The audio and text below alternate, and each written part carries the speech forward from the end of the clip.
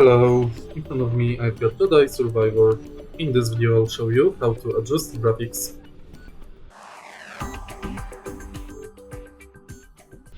In the beginning, let's go to options and now go to visuals.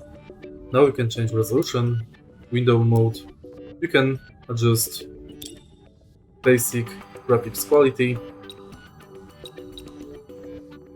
view distance, shadow quality, anti-aliasing, texture quality, visual effects, post-processing, foliage detail, and field of view.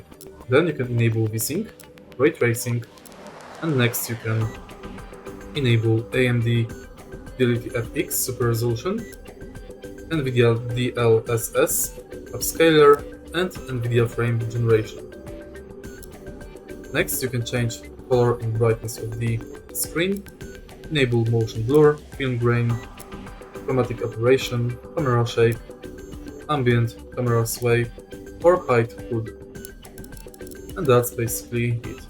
If you find this video helpful, please like, comment and subscribe.